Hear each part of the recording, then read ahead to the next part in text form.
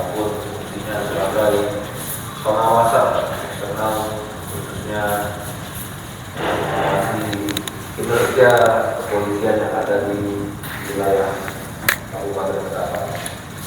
Rabu 24 Agustus 2022, Polres Ketapang melaksanakan konferensi pers terkait pengungkapan 2 kasus tindak pidana kebakaran hutan dan lahan serta 2 kasus tindak pidana narkoba yang terjadi selama bulan Agustus tahun 2022.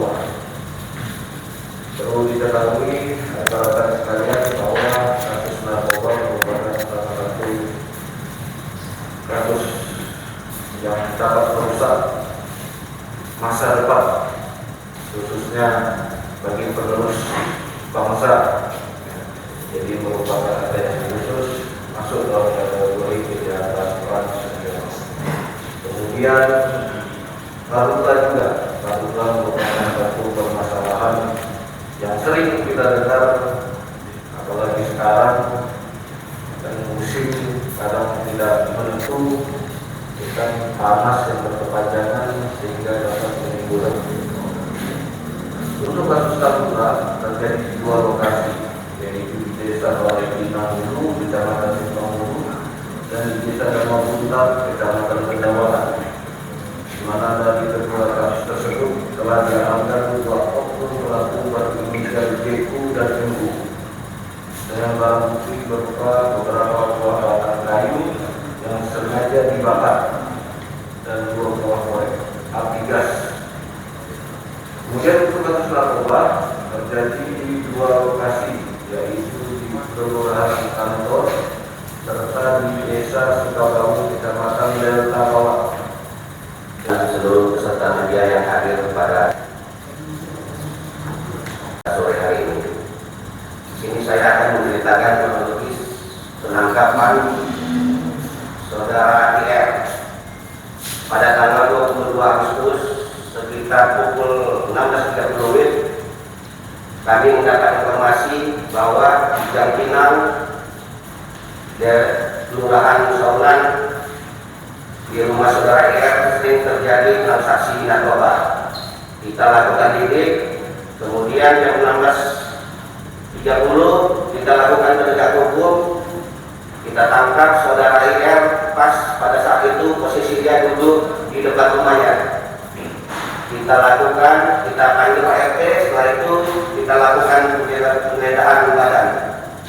Di badan saudara IR kita temukan 1 buah kotak hitam, di dalamnya berisi 12 paket sabu kecil. Setelah itu kita lakukan penggeledahan rumah. Di dalam kamarnya kita temukan uang sebanyak 25 juta. Setelah itu kita lakukan penggeledahan di dapurnya, pas tepat di atas lemari kitchen set kita temukan 2 plastik kresek. Yang 1 plastik kresek itu berisikan 7 paket sabu sedang, dan yang 1 lagi plastik kresek itu berisikan 50 butir pil ekstasi. Jadi total semua yang kita temukan ekstasinya 52 butir, sedangkan sabunya 19 paket. Berat sabunya 39,21 gram.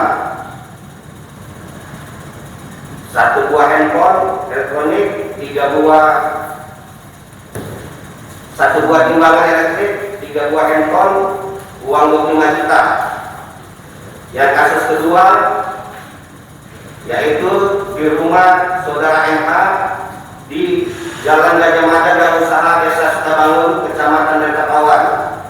Sekitar pukul 10.30 kita mendapat informasi di rumah MH sering juga terjadi transaksi narkoba. Kita lakukan penegakan hukum. Saudara MH pas bertepatan di depan rumahnya. Kemudian kita masukkan dia ke ruang tamu. Setelah itu kita panggil saksi. Kita geledah badan, tidak kita temukan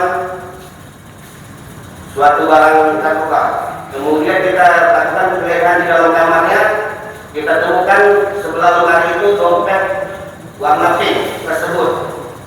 Setelah itu kita lakukan penggeledahan, kita geledah 20 paket klip plastik berisi bubuk kristal putih yang diduga sabu, yang beratnya sekitar 6,896 gram. Untuk kedua tersangka ini, pelaku tindak pidana narkoba ini terancam dengan pasal 114 ayat 2 dan atau pasal 112 ayat 2 Undang-Undang Nomor 35 Tahun 2009 tentang narkotika dengan ancaman hukum penjara paling singkat 6 tahun atau paling lama 20 tahun atau hukuman penjara seumur hidup. Demikian yang dapat saya sampaikan. Rekan-rekan sekalian, saya berterima kasih atas hadir pada sore hari ini untuk sama-sama kita melaksanakan press release. Yang pertama terkait dengan dugaan tindak pidana narkotika yang berkaitan terkait dengan tindak pidana narkotika. Yang perlu rekan-rekan garis bawahi bahwa mulai tahun 2022 dimulai bulan Januari sampai dengan saat ini bulan Agustus, Polres Ketapang sudah melakukan pengungkapan sebanyak 4 kali tindak pidana narkotika. Dan yang perlu rekan-rekan ketahui, upaya-upaya penegakan hukum merupakan upaya-upaya terakhir setelah dilakukannya rangkaian kegiatan pencegahan, baik itu sosialisasi, pemasangan banner yang disampaikan oleh Polres Ketapang melalui Babin Kamtibmas maupun melalui Satuan Tugas. Di sini, sebagaimana tadi saya sampaikan, upaya penegakan hukum kepada karhutla itu wajib dilakukan. Tapi yang perlu rekan-rekan ketahui, sebagaimana yang berada di dalam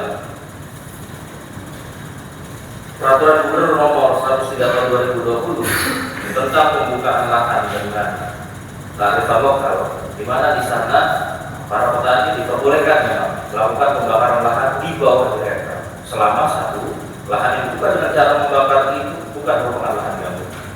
Yang kedua, dengan membuat batasan atau bedengan terhadap lahan yang dibakar. Yang ketiga, ini yang paling sering terjadi dan tapi jarang dilakukan adalah melaporkan, jadi meminta izin kepada para desa setempat untuk melakukan pembukaan.